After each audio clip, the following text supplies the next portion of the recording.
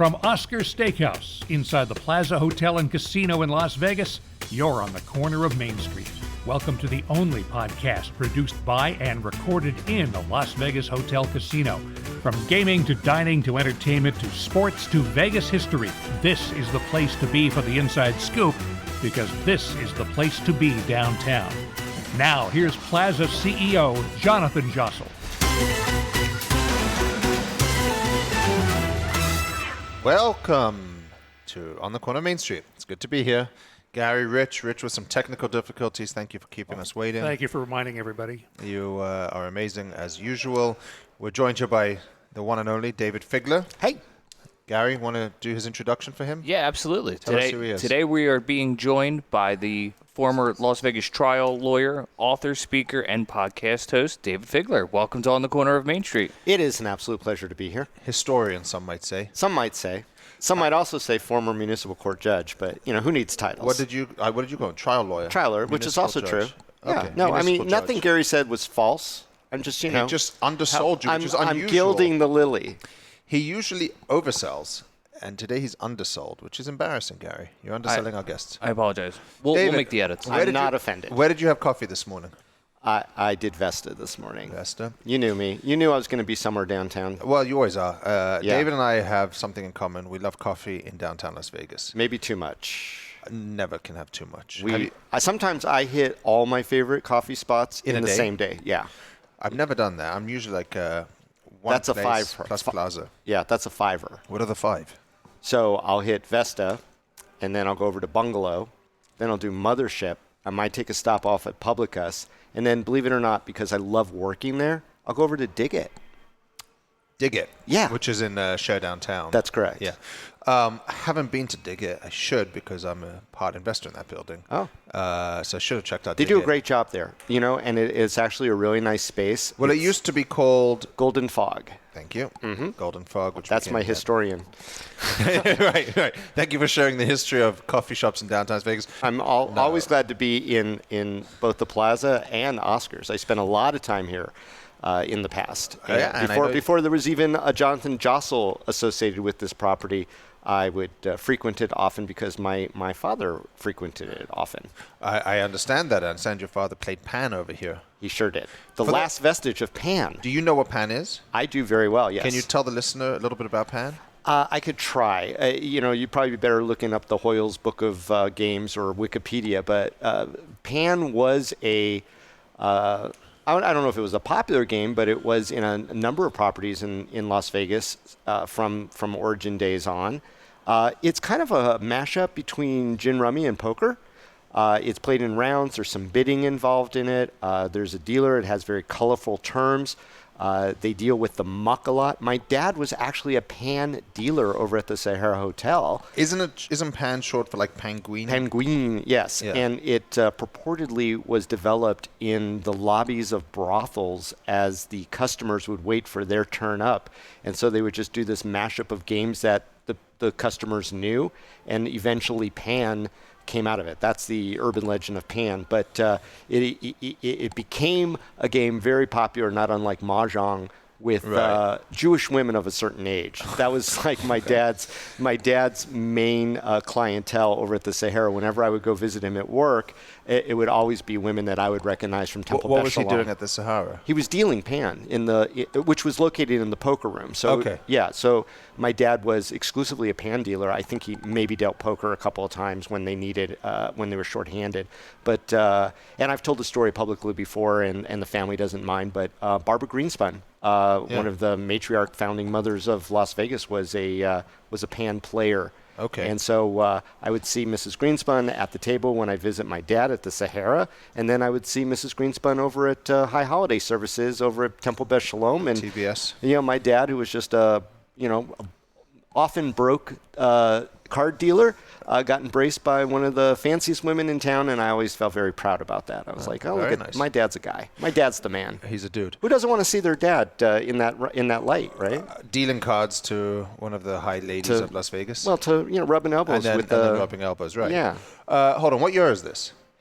So my dad was at the Sahara from 1971 to the early 80s. I mean, that's a podcast. Can we get your dad back?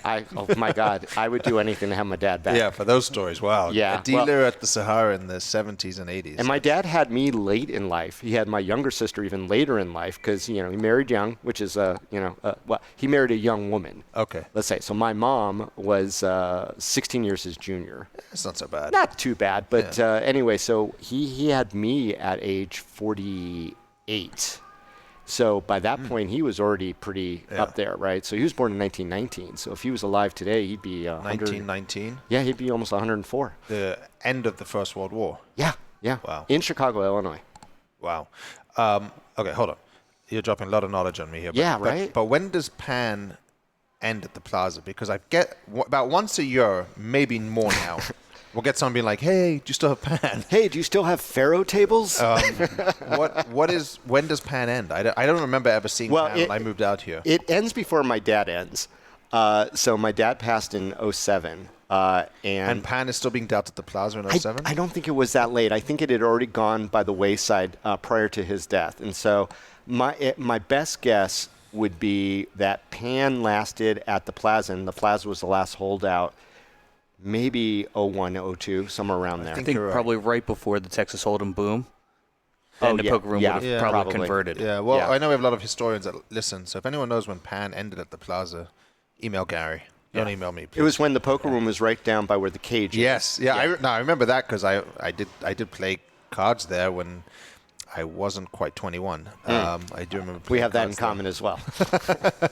I can say that now, looking back 25 years ago. Yeah. I played. The first place I played at age 16 was the Landmark Hotel, and I also played before I left for college. I played at the Silver Slipper.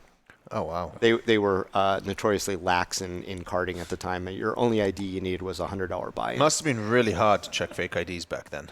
Yeah. It was actually quite easy there to wasn't make much fake technology. IDs. That's back what I there. mean. Yeah, you could get away with probably a napkin. I'm not saying that I had one, but the statute of limitations is probably lapsed on that. Expired on I that think thing. maybe I'll have to look it up. If you know a lawyer, I'll ask that person. Just to end the Pan conversation, there is still one casino out in California, the Bicycle Casino. Casino, will still spread Pan to this day.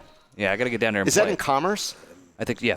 My dad used to go there maybe sometimes. we should drive down there, Gary, and just start playing Pan, just to see it. It's a strange little game. I mean, it's a game here. of patience and pennies. Right. Yeah. And pans. Yeah.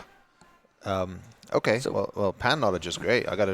There's also very that. colorful terms, some of which are not appropriate for family usage in what happens when different hands happen. And so I would sit behind my dad just to end the Pan story. Sure, I'd stand behind my dad, and they let me stand behind my dad while he was dealing. I'm 8 years old at the Sahara Hotel, and they go, "Oh, I got peckered." Yeah. Yeah. That's the more PG version. It's more inappropriate for families versus like things that are now deemed inappropriate because of new cultural things. Yeah. But it was a different time, obviously, in Las Vegas. Smaller town. Right. Everyone knew everyone.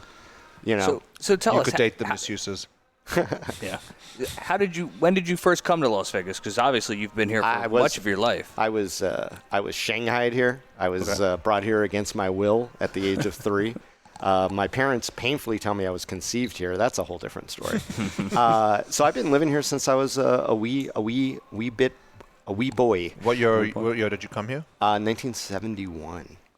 And you went to high school here? I did go to high school here. Graduated Valley High School. Okay. Yeah, over there on Eastern and Sahara. That's so where was the spot to hang out when you were 18? Well, 21 in America, I guess. Yeah, 20. Well, I was when I was 20, I was already in law school, so I was gone for a little bit, and I wanted coming back in 91.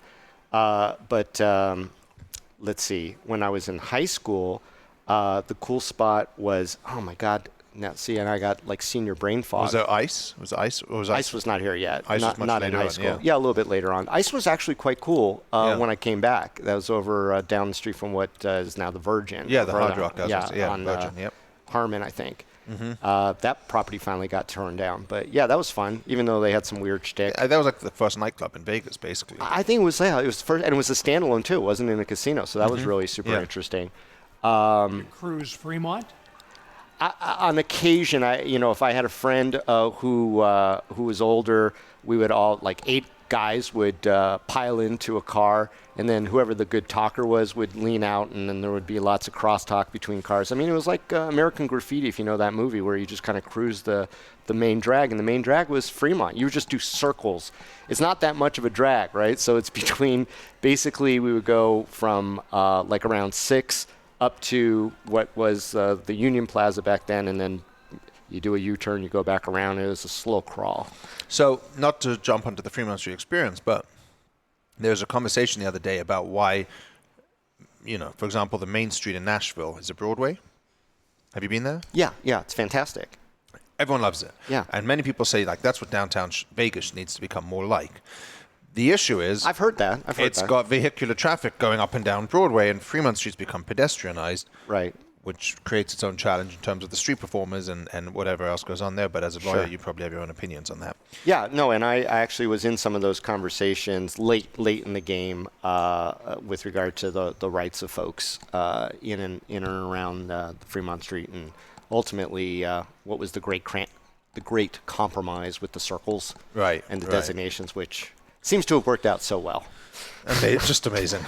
Just amazing. So I have a question regarding Fremont. So everybody kind of knows 10, 15 years ago, Fremont was not a place to really frequent, especially as a local. What's that mean? Well, it wasn't the place to be. 15 years ago? That's 15, 20 years ago, I will take offense to that comment. I am maybe the keeper of the flame that there was always something great downtown, especially on Fremont, always, that it never, ever went away. Yeah, highs and lows, ups and downs, challenges come and gone. But you give me an era, and I'm going to tell you what was great or what was fun or what was interesting. The old story that it was, a dangerous ghetto of sorts where people were just randomly knifed, and you always had to risk your life as you went down there, and there was nothing except drugs and whatever else. I find it to be a highly hyperbolic and inaccurate version. I don't disagree with Gary. I lived in there from 2000. I lived there 2005. Okay. And as a 21-year-old, you could walk down Fremont Street, sure, because to your point, you can find something positive in anything, right? So there were some neon signs and there was some history. And I think Golden Nugget had a restaurant called Zach's, which people liked. But you couldn't walk off Fremont Street to East Fremont, to the art. There was no arts district. East Fremont didn't exist. We signed the first lease there with Beauty Bar. Yeah, well, and so now the whole convergence of Beauty Bar was what I call the beginning of the last wave, right? Mm-hmm. That was the start of things. When they did the entertainment overlay down on Fremont East, and then you had, obviously, and this is probably to your listeners, old hat because it gets talked about, I know, but the Downtown Cocktail Room, the Griffin, Beauty Bar, all those guys were coming in. And there was other stuff that was already there, too. There was the Kebab Corner, which was amazing. Oh, I love that corner. Oh, my God. I was there every day. Yeah, Ali was fantastic. That's where I first met you. Really? Yeah, no, you probably don't remember, but I don't. We all used to converge. But I used to go there after drinking every night. Well, there you go. That would explain. Didn't remember that would explain it, Jonathan. But also, Bob Corner, whatever Uncle happened Joe's. to him, Ali? I heard a horrible rumor. Oh, I don't want to know then. Okay. Yeah, that somebody who didn't want him to be there made some calls to put some pressure on him to not be there anymore. Yeah. Sounds very Vegas. Doesn't it, though, on a certain level? But let's go back 5 years from that. Let's go back 10 years from that. Let's talk about Neonopolis and when that first hit and all the interest and investment that went into Neonopolis and its semi-success in the first couple of years that it was there and how it was really drawing a lot of people. Maybe not as many as they had hoped. Yeah. But, the city invested I think it was $45 million into that project.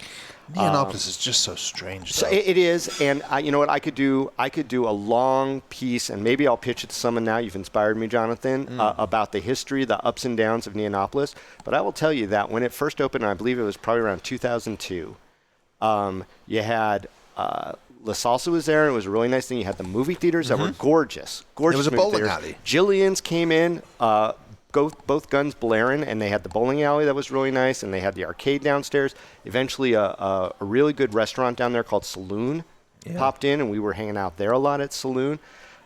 It had a lot of potential. There was some really interesting retail that were in there, and then I think a lot of reasons: mismanagement, the fact that the way it was designed and developed was counterintuitive. You're being politically correct and polite. If you talk to any of the tenants, there's a reason why they all left. Well, yeah, and then there was new management who was even perhaps more rough for a lot of the tenants, and then there were comings and goings, et cetera. And then for anyone that doesn't know what we're talking about, Neonopolis is like this round circular building on 4th Street. With an underground garage. Underground garage on 4th Street between 4th and Las Vegas Boulevard, which you've walked by a billion times but never noticed because it just isn't obvious what it is. It's a circle. Heart Attack Cafe or Heart Attack Grill. You've been to Heart Attack Grill on the ground floor. Yeah, so they seem to persevere.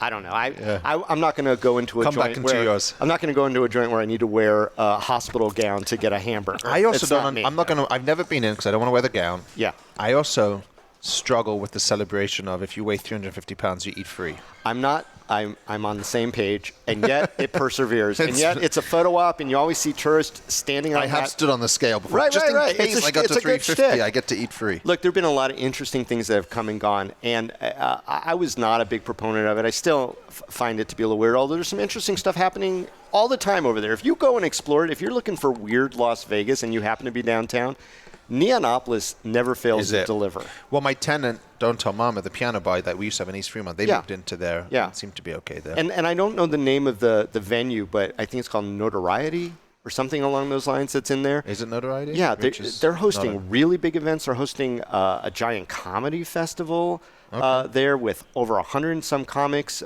People that the names that are going to be there are like Adam Carolla and Dr. Drew and Roseanne. Skankfest. Skankfest, yeah. So, I mean, stuff is happening over there. Doug Stanhope's coming out for that. Yeah, Stanhope's on that too, right? So, I mean, and a lot of guys who cut their teeth in Vegas, guys like Sam Tripoli, Rich Voss, all these guys, they're showing up there too. Yeah. So, I mean, Neonopolis it's an interesting. To me, it's like it's downtown Vegas's version of the commercial center. Yeah, you're so right. It's That's good a great and bad and interesting, but you'll never have and confusing and very, very, very confusing. Yeah, that's a great analogy. But prior to Neonopolis being there was an amazing music club that was there called Fremont Street Reggae and Blues. Okay. And that was a destination, and you would walk down from there to the Atomic, which was an active bar, and so that was cool. There was another bar down there called the Tongue and Groove. That was a really interesting venue to go to. So again, there was a lot of things. Look, what was it perfect? Absolutely not. Were there challenges? 100%. Yeah. I mean, that 7-Eleven on the corner of Fremont and Las Vegas Boulevard was a challenge. That was a challenge. But today it's Inspire. Today it is Inspire, but not necessarily inspired. Not so inspiring. Yeah, not so inspiring for sure. But things have come and gone. Although it did just sell. I don't know if you know that it sold. That's a newsflash to me. What, as an individual property or as part of a package? The estate has made a sale of just the Inspire on the corner.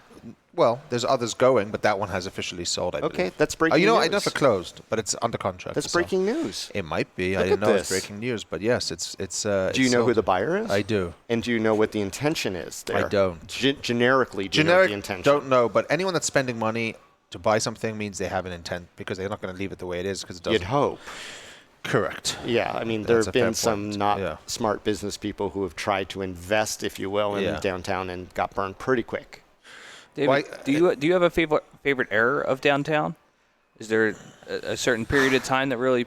I'm a man of a certain age who feeds on nostalgia. So growing up, going to buffets at like the Fremont and seeing a magic show with the great Blackstone in the showroom that they used to have over there. Hanging out with my dad at the Horseshoe at the poker room and then eating in the little deli kiosk that they had, which was, oh my God, the food at the sandwiches that they had at the Horseshoe were amazing. So, I like that era.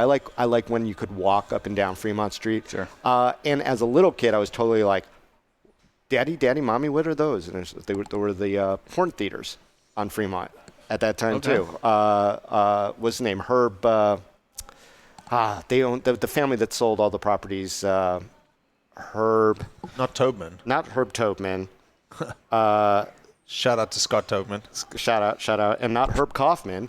It was the third, Herb Pastor. Okay. And the Pastors owned half of Vegas, half of Fremont Street. Okay. They owned the property that became the Topless Girls of Glitter Gulch, the Cosmos Underground, all those properties. That was all owned by the Pastor family.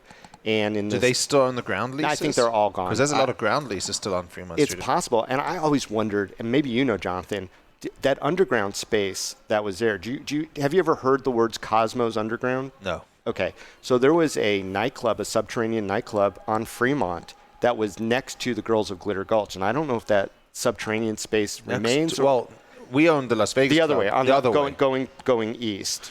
So when we had the Las Vegas Club, there was a basement, which today is Barry's Steakhouse. Okay.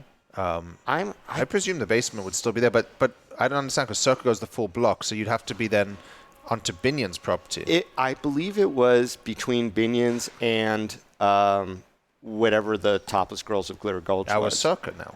Okay. Circa bought and I'm wondering if that space might be what Barry's is. Someone should look into that. But no, Barry's is Las Vegas Club side. Straight up. Well, and I'm trying to remember exactly I guess they where could have the knocked space through to whatever that space Look, was if you Google Cosmos Underground Fremont Street, something there. will pop up. Okay. I mean, it's obviously not longer there. At one point, it was called the American Cafe.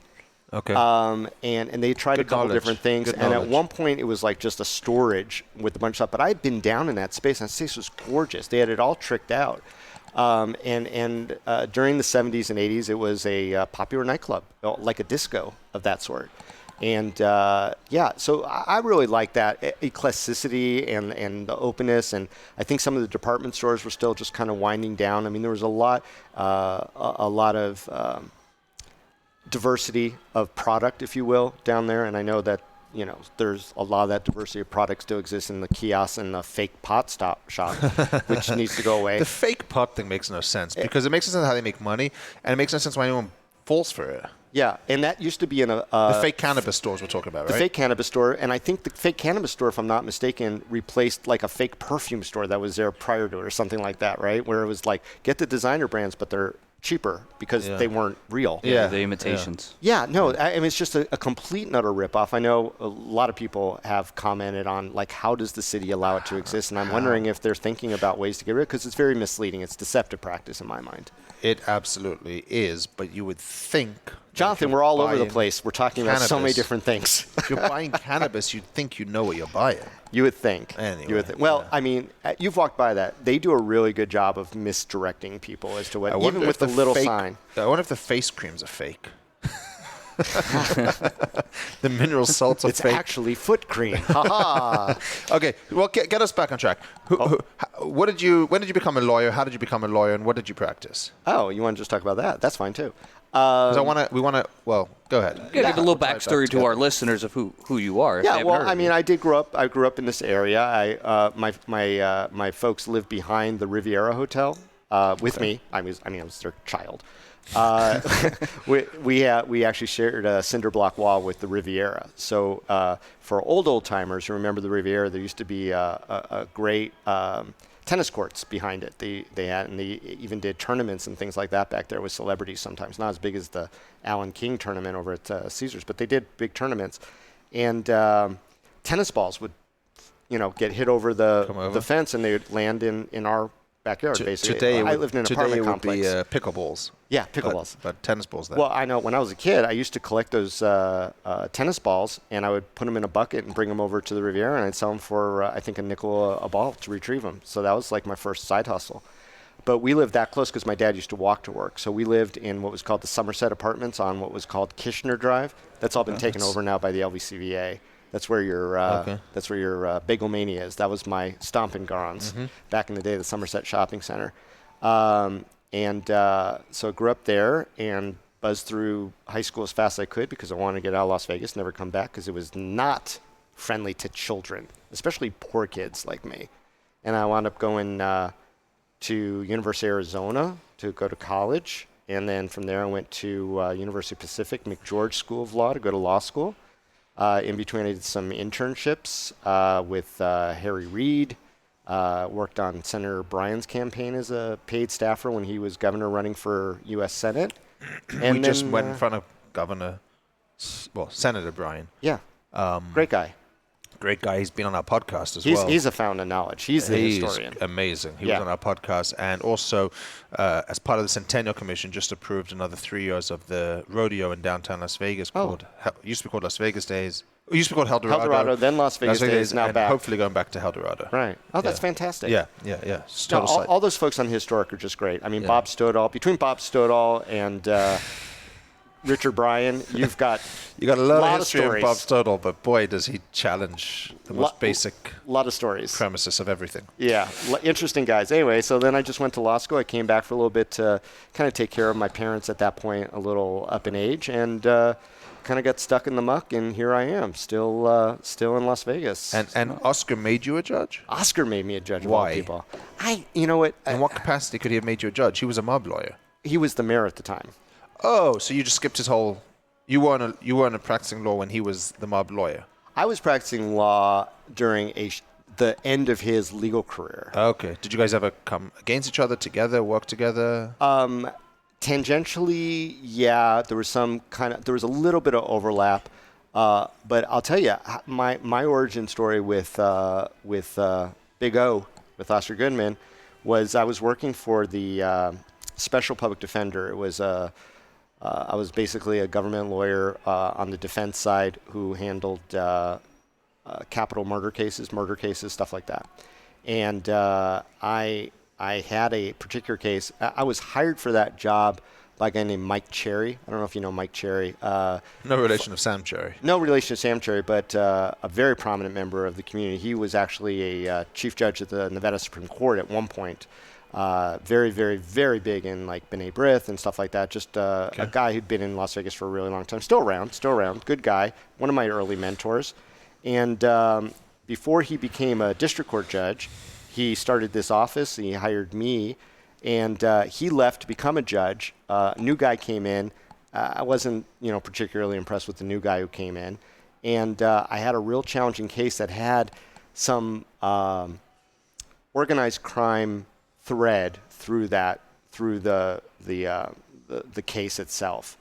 And it was a little problematic, and I didn't know exactly how to handle it, and I didn't really have anyone to turn to. I can't go to my old boss, who is now the judge. That would be a little conflict. So I just cold called Oscar. I said, hey, Oscar, I'm a young attorney here in town. I know you don't know me, but I got a question about one of my murder cases, and I would love to just, take you to lunch and chew your ear off. And in true Oscar fashion, come on down. Like, that was it. He, answered the phone, took my call, and said, come on down. And but that's old Vegas for you. Yeah, and that's Oscar in a lot of ways. And Oscar. I mean, very gracious guy, big giving guy, as far as, his mind, his time. And so I showed up, and he wound up taking me over to a place called Max C's. You ever hear Oscar talk about Max C's? No. All right, I was just with him 20 minutes ago as well. I should have asked him about Max C. Okay. C being the initial of his last name, and that was the name of the joint. Max, M-A-X-C. Correct. And it was located on the corner of Bonneville and Vegas Boulevard. And there's another restaurant of sorts there. That's the Azifumo Tom Patero building, right on Vegas Boulevard. Wasn't there There's a bunch of stuff. place that was there for a few years? There was a bunch of stuff that was there, but this would have been in the 90s. Yeah. 90s, early aughts, somewhere around there. Okay. So I go with Oscar over there to Max C's, and Max C was a deli. Okay. You get pastrami sandwiches, corned beef, the whole. We need that downtown. The whole schmear. Okay. No, it was great. It was good, greasy sandwiches, and Max C had He named his sandwiches after all the defense lawyers. And so they would all be there too. So there'd be the John Mamet sandwich and all this other stuff. And, it'd all be whatever it was. And there was an Oscar sandwich, of course. And I can't remember what the Oscar sandwich was. But he had a big sign behind the grill that said, "In my opinion, Pepsi stinks." And Max C had some kind of beef with Pepsi forever. And that was the first thing you saw when you walked into Max C's. It is a tough thing. It's like Mama, you either love it or you hate it. Right? But at the end of Max C's run, he was an older, crusty guy. I think he made peace with Pepsi, because I recall, and this might just be my memory playing tricks on me, that I walked in there one day and it said, "In my opinion, Coca-Cola stinks." Well, you got to be careful, because we're a Pepsi product house. So well, that was just Max C's opinion. Downtown are, He literally wrote, "In my opinion." Yeah. So this was attached to Max C. So we walked into Max C's, me and Oscar. I'm all dressed up. He's dressed in his nice fine duds. And he goes, "We can't eat here." And I said, "Why?" And he goes, "That guy's my client. That guy's a different one of my client. If the FBI sees me in the room with this guy and this guy, we're all getting arrested." Yeah. Wow. And we turned around. We went over to Golden Nugget to go eat there instead because that was the second popular place to go. He is funny, man. It's a true story. He still thinks I believe you, no, for sure. He still thinks the FBI is trying to listen to him. He still won't talk about things on the phone or when he comes in here. We had the former FBI director at the last dinner series. I was there. And he gave him a lot of shit. You were there. That's right. Yeah. And he gave him a lot of shit. He's not the only one who got a lot of shit from Oscar that night. That was a brilliant night. That's pretty normal. Well, the Boring Company guys really got the best of it. I don't even know if that guy was with the Boring Company. I think somebody was saying he was. That poor guy. That poor guy. That's a good question. A fair question. It was an okay question. A fair question. Yeah. If you're listening, that dinner series is the episode before this, so you can hear exactly what David's talking about in the Q&A section. Wild. We were on the floor. It was so good. That sounds like a dinner series. So that was it. That started my relationship with Oscar. He gave me some amazing advice. It actually paid off for my guy. And then over the years, he when he became mayor, he called me up. He said, Fig. He calls me Fig. He says, Fig, I got an opening. Are you happy doing what you're doing? I had been doing it for about 7 years. Yeah. And I go, I'm starting to get a little burned out. He goes, I got a great job for you, but it's only going to last a year. And I said, what's that? He goes, I want you to be the judge. You're going to be the steward. I don't want to give anyone an unfair advantage for the next election.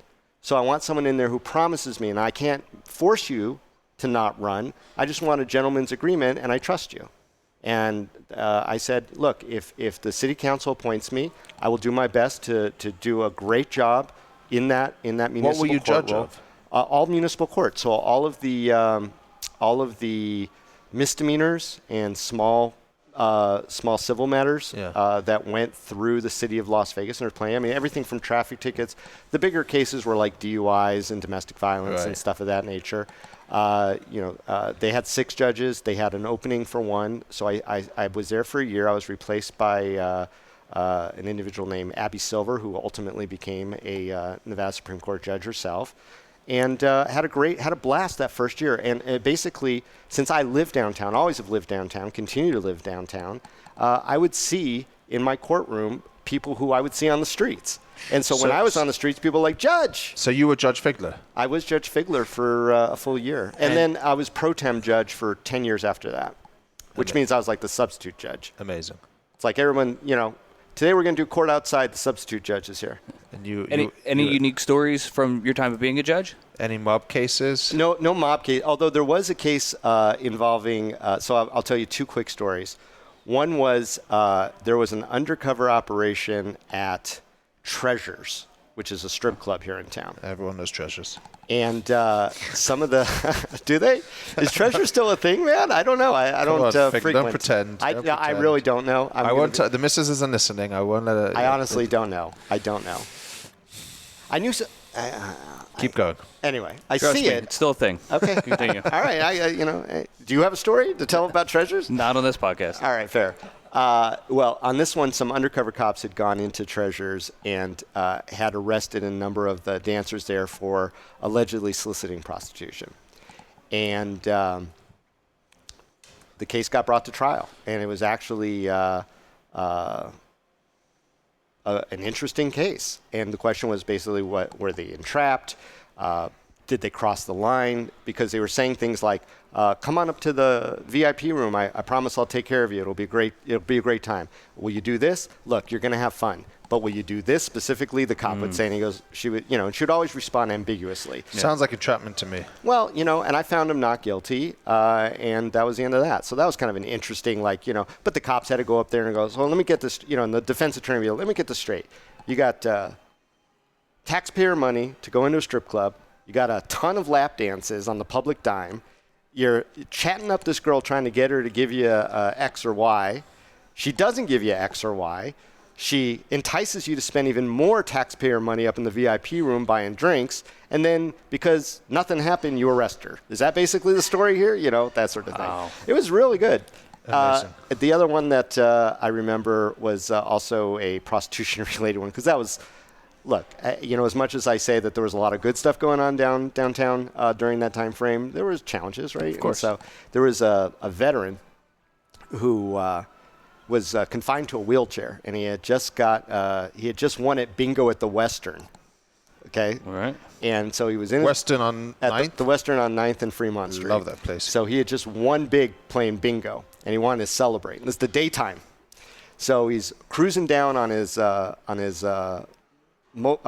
wheelchair, and he's got like, the little American flags hanging out, and he's got all his little shtick, and he runs into, unfortunate for him, a undercover officer posing as a prostitute. And he says, come on, I just won big, honey, hop on. So literally the vice officer, this female vice officer, jumps on his lap on the wheelchair and drives him right into the van where they arrest him for soliciting prostitution. Wow. So he comes in the court, doesn't have a lawyer, and he goes, I plead guilty, and I do it again if I want it, bingo. And I said, what do you want me to do, sir? And he goes, you do what you want to do. You should dismiss it because I'm a veteran. And I'm like, well, you're basically admitting it. What do you want to do? You want a trial, full trial? No, I don't want a trial. I want to plead guilty, and I want you to let me out of here. And so ultimately, I imposed him the smallest fine that I could possibly give him. I gave him no jail time. And I will tell you that. Why? Because you admired his honesty? Well, first of all, I felt that was kind of a unfair thing to do in that situation. That said, it was still the law, and I still had to find him guilty. The law, right. The law is the law, and you have to follow the law. But I could take those kind of things into account in mitigating what the charge or the sentence would be. He didn't need to go jail time for that. Right. I fined him when I was fine. But I still had friends in the defense bar who are like, you threw him under the bus. You should have just found him not guilty no matter what. So you can't please everybody, but it was definitely a good time. Anyway, that was my municipal court time. So then you went and became a lawyer. Well, I was a lawyer before. And then I'm a judge, so I got to take a break from lawyering, and then right back into it. I had to go lawyer again. Are you still practicing now?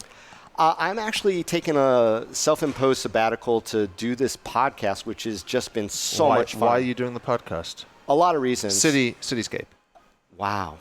You've been on it, and you don't even know the name. CityCast Las Vegas. Thank you.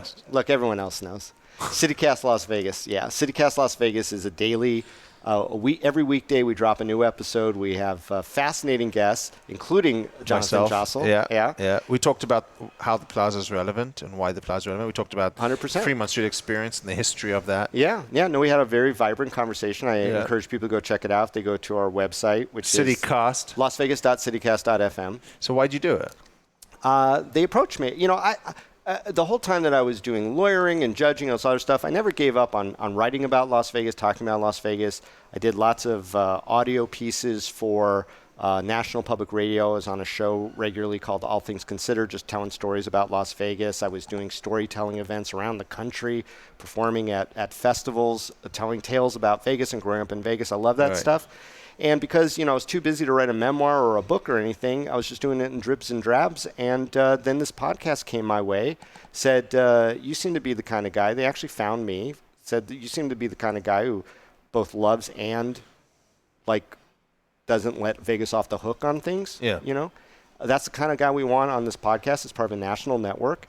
We're going to put a bunch of locals together to produce a show. You're going to have a full team. And you just get to interview people who you find to be interesting. You put out content daily. You put out content daily. Which is impressive. We're at about 350 episodes at this point. That's insane. It's a lot. Yeah. And it's everything from food to politics. It's about culture. It's about current events. And we have some really fascinating guests. I learn things every day that I don't. And I like to think I'm one of the people who knows as much about Las Vegas as you can. I was wrong. I learn new things pretty much every episode. Just about how this city works and what's important to the city, what's not important to the city, how things get done, how things don't get done. It's really a great time. And it's enough of a great time that I decided to put law on hold because I don't think it would be fair to my clients to be distracted by this other thing. But on the same hand, if I don't have a great podcast, I do another podcast tomorrow and try to do better. If I don't do great on a murder case, someone might be going to the death chair. Yeah. So you guys have a rotation of hosts? No, I'm the host. I'm the full-time host. Okay. I'm the full-time host. We had a co-host in the past, a wonderful, wonderful person in the community, former poet laureate of Clark County named Vogue Robinson. She's an amazing talent and multifaceted. She did it for about a year with me. We alternated. She recently left to pursue some other creative stuff. She still comes back now and again as a contributor. But I'm the full-time host every day. So there's not a lot of people with your insight and experience into downtown Las Vegas. What do you think about where downtown is today? And speak briefly, or as long as you want, on your thoughts on what the downtown project and Tony Hsieh represented for downtown. Because people with your history tend to have different view or more insightful view than some of the more media-driven views. Well, I'm going to ignore the word briefly. No, I'm just joking. It's hard for me. But I appreciate where it's at right now. I think it is everyone's concept of what downtown is right now, and I'm talking downtown proper, right? I'm not talking downtown proper. I'm just talking about the area that sort of surrounds Fremont going all the way up to Maryland Parkway, right? Yeah. So the experience, the side streets where the casinos and gaming is king, to Fremont East, to Fremont East, and all points in between. And go south. And a little bit south, Go to Ogden for sure. Yeah. Some neat stuff over there and more stuff building up. I think it was a good thing that more organically the Arts District popped up further south. Yeah. I think it's challenged everyone's concept of what an area like this could be, what kind of potential is, and they beat you to the punch, right? What's happening in the Arts District was, I think on a lot of levels, people talk about what was Tony Hsieh's vision, what was Downtown Project's vision. I'll challenge that word. I don't think there was a unique or specific vision, but I think that if you were to kind of pare it down to what was the main component of it, they probably saw something like the Arts District on Fremont. I think that's what they wanted to be there. Restaurants popping up, little retail popping up, all these interesting little theaters and stuff like that people just wanted to hang and walk around, and trees all over the place and this and that. And that happened and is happening like gangbusters in the Arts District. I could talk about the Arts District all day long. I think it is probably one of the most successful developments in Las Vegas history, maybe ever. That's just all happened in one neighborhood, and I'm so blessed that it's like 3 blocks from my house. I could walk over there. Yeah, I love the Arts District. We're investing there. I think it's amazing. You're the kind of guy, or are you the kind of guy who's doing, while Life is Beautiful's going on, you're going to the festival called Life is Shit? I've been to both, and I'm going to say I've never missed a Life is Beautiful. I have missed some Life is Shits, but I like and Life is Shit. We did a whole episode on Life is Shit on the podcast, and we did about 4 episodes on Life is Beautiful, so we had some balance, ish.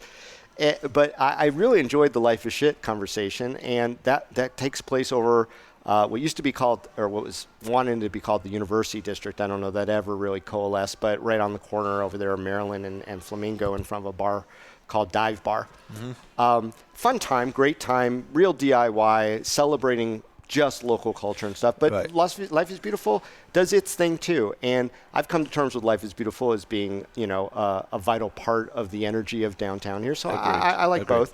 But, I think it just never came to fruition down here, the same type of energy, the same type of innovation and development, because it was all in the hands of one group that kind of locked it up, that froze it up, that made some really, really bad decisions, had some people involved who, for whatever reason, weren't the right fit for the project that they were involved with. Not to say they were bad people or not good people, but they just maybe weren't the right fit for what needed to happen. And we're still dealing with that. And so the legacy, in a lot of ways, of what happened with Tony, and who I was friendly with and had many private conversations with over the years.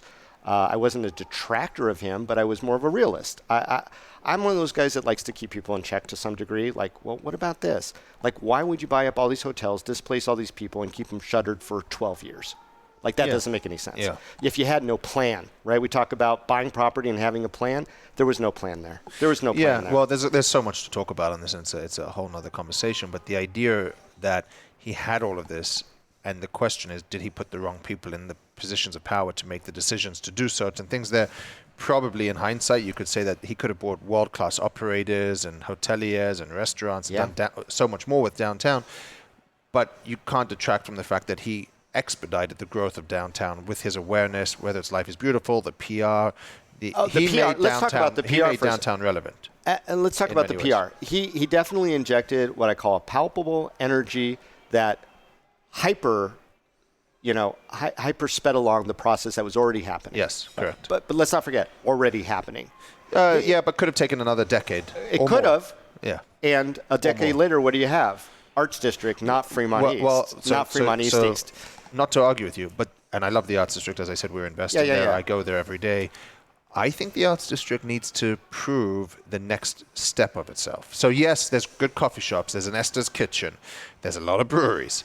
There's Main Street Provisions. There's a You or Me Sushi. There's Able Baker. There's Soul Belly. There's all the places akin, I think Collective and Good Wolf, and so many little thrift shops that are amazing. Alt Rebel down there. I mean, I could go on and on. There's Majestic Wise Guys Theater. Comedy. Wise Guys Comedy, which Mark Mayron just said, who's, Mark Mayron, big guy, big podcaster, WTF podcast. He goes, I'd rather be at Wise Guys in the Arts District. This is a direct quote from his thing, from his podcast on Monday, than anywhere on the Strip. I mean, that's a testament to what's happening down there. That's down. And I've only listed half the places, right? I mean, the Velveteen Rabbit, and you could just keep going and going and going. Let's not forget Silver Stamp. The Noop joints are just opening up. Liquid Diet, 725. I mean, it's just happening. You don't have that ever happening really on Fremont East, and a lot of the places that DTP was in are all gone now. I mean, Inspire now gone forever, right? Something else is going to go in that. Hydrant Club gone. Is Hydrant Club gone? I was just talking about this the other day. The Hydrant Club's the little dog park on the corner. I mean, Kathy Brooks is gone. She's gone. So if it's there, because somebody told me if they've seen a dog there, they haven't seen more than 5 in the last 6 months. Yeah, so they probably haven't seen a dog. I'm pretty sure she's done with that. And they had the Learning Village that's been taken down. I mean, there's so many different things that they had that just aren't around anymore. Now, I will give them credit for this. They supported Natalie Young over at Eat. Eat is still a mainstay of the downtown area. It's brilliant. They brought the Writer's Block down here, and they lost the Writer's Block. The Writer's Block, and that's not my story to tell, but got out from under the downtown project canopy and had their own pathway to a place off of Fremont Street. And now Writer's Block is an integral part of both the culture and community of not just downtown Las Vegas, but I think all of Las Vegas. Those two fellows over there, Scott and Drew, have done amazing things. At Writer's Block, I can't direct people there enough. I can't say enough about it. What about, why didn't you mention their coffee then in the beginning? Their coffee is not their mainstay. Their coffee's not their mainstay. Look, you and I, going back to the square one, we're both coffee snobs on a level. I am a total coffee snob. I'm all for. Well, anyway, so I like what's going on downtown everywhere, but, it is what it is. Well, yeah. Go ahead. No, please. You guys are being so polite to each other. No, I wanted to say, so on a wider scale then, if you look at Las Vegas as a whole, what do you think are the biggest challenges facing Las Vegas right now? I've given a lot of thought to this one, Jonathan. And, look, I think we, in a lot of ways, and I just said this on the podcast on Friday, one thing you could say about all Las Vegans is that they all proclaim that they couldn't care about what happens on Las Vegas Boulevard. They don't care about the Las Vegas Strip. But at the same time, they're obsessed with what happens on the Las Vegas Strip, right? And that's a very Las Vegas thing. And I call that area from essentially the top, essentially Mandalay down to, let's say, the Strat. Yep. I call that Strip City. Strip City is its own thing. And, all the energy, all the attention is really focused in a lot of ways on what's good for Strip City. And the argument is, well, what's good for Strip City is good for the rest of the valley. And I think that's a challenge. And I don't disagree that putting all these stadiums and doing F1 and having the Sphere and all that stuff is vibrancy that is definitely helping Strip City. And I think that downtown, the smaller area, the Fremont area, the gaming area, the FSE canopy and the plaza area, benefit from that as well as kind of a trickle over. Mm-hmm. But is it good for housing policy, transportation policy, education policy, all that stuff in our community? And I don't know that it is. I know that some money is generated. I know that creates part of a tax base. I know we don't pay state taxes because of that genuine engine of immense commerce. Right. But I think that it also... I just got quoted in the New York Times recently about this very topic, and I said it's not the holistic approach to city or regional planning that this city needs to continue to thrive because, there's 46 million people who come and visit us every year, give or take, but there's also 2 to 3 million people who live here every single day. And I think that sometimes those folks and what's most important for them gets a little lost in the shuffle. And so I think that's a challenge to Las Vegas is that these social issues aren't adequately being addressed directly. And I think that a lot of people think indirectly, if Strip City thrives, all that'll be fixed. But that's not, I think, how it works. Well, and you touched on it, but the tax income is the thing that cures many of the ills. No one wants to give that up. No one's giving that up. And no one wants higher property taxes either. But before we wrap up, because I know Rich, and we try to keep all of it, just so you know, we try to keep all our episodes under an hour. And I love it. You're a fascinating man, and you're pushing the boundaries. But I just want, you didn't ask me any of my opinions, but I want to tell you, I think one of the biggest issues. I think you're one of the most important. Seriously, and not just because I'm on the podcast right now. I think you're the future of Las Vegas, and I hope you stay here for a really long time. Thank you. You are an important figure in my eye of innovation and intrigue as far as what the city is going to be in the future. So, of course, I want to hear what you have to say, Jonathan, about your thoughts. My biggest concern in the city.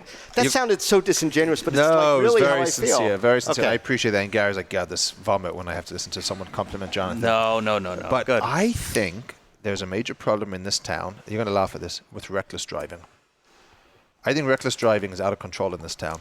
And you as a judge, and all the judges and all law enforcement need to take a hard look at the punishments for DUIs, reckless driving, speeding fines. Did you know it's illegal in Nevada, whichever one you say, with that fake accent of yours, to have speed cameras?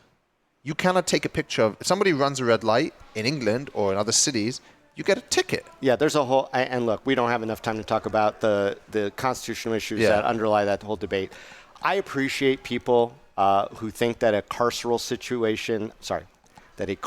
solution is the best solution, meaning more people, harder fines, put them in prison, et cetera, that's going to somehow solve all the societal ills that bug them. Yeah. And I don't disagree with you. Traffic, driving, all those related issues, driving while drunk, those are huge impact items in our community. I think there's a lot of things that get ignored, such as the design of the streets, which we talk about on the podcast a lot. The way that our streets are designed to drive super fast in areas that shouldn't have fast driving, and that causes a lot of crashes. You know why? I looked into all this. They resist roundabouts. They do. Anywhere outside of Summerlin, they won't let there be roundabouts. Exactly. It's bizarre. No, it's so bizarre. There's so many things you could do in innovations with cars and a liability with bars, and the way that, look, where social responsibility lies with the individual, with people who provide alcohol, et cetera. I mean, these are debates that rage on, but Vegas doesn't like messing with status quo. So things stay the way they are, and the answer is not to, essentially take a hammer on everyone who does something bad per se, but maybe if you I don't think you go to jail for running a red light, but you should get a ticket. Well, and people do get tickets, except now they're civil tickets. They're civil tickets now. Right. Well, no, red light might still be a criminal. I'm not sure. There's still a whole bunch of criminal tickets that remain, even though they went civil. But what I'm saying is that it's a full conversation, but I don't disagree with you. Yeah. We've been kind of all over the place in this We episode, sure have. So we'll have to have For you part back two, and go through. Yeah. But we always ask our guests at the end of the episode, what life advice would you give to some of our listeners? You've done so much, so it doesn't even have to be as specific. Actually, this is my Las Vegas advice, and this is one Las Vegas advice. Yeah, this is going to make Jonathan's eyebrows kind of go up and down, maybe. My rule of living in Las Vegas is don't get too attached to it, but enjoy and embrace it while it's here, because it might not be here very long. What, Las Vegas? Parts of Las Vegas, things that come up. A new nightclub that you love. Don't get too used to it. A person who moves to Las Vegas, who you're like, this is the greatest guy in the world. Yeah. Don't get used to them. They might move on. It's great advice. I think so. You've seen probably a dozen casinos be demolished and imploded in your time, right? They all come and gone. Yeah. I mean, I was here for all of them. I was here for casinos that were built, now not here anymore. Right. I've been here too long. But look, I do love this place, even though sometimes I give it a little bit of a rib.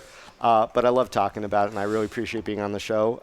Jonathan, I enjoy this podcast very much, and I'm glad to be a guest. Thank you so much for joining us, David. And to continue to listen to David, listen to the Las Vegas CityCast. CityCast Las Vegas. Yeah, CityCast Las Vegas. We're on all the platforms. Okay. And to keep up with you on X or Twitter, Oy Vegas. Oy vey. Oy vey is an expression. Yes. I know what Oy vey, yeah. So I just turned it into Oy Vegas. There you go. Perfect. All right. Well, thank you so much for being on our episode. My pleasure. Are you a fan of On the Corner of Main Street? You're listening, so we'll assume that's a yes. So share the love, rate, review, and tell a friend to subscribe. Also, follow us on Twitter and Instagram @PlazaPod, on Facebook, Plaza Podcast. And feel free to write to the man himself @Jonathan Jossel. We'll see you next time, right here on the corner of Main Street.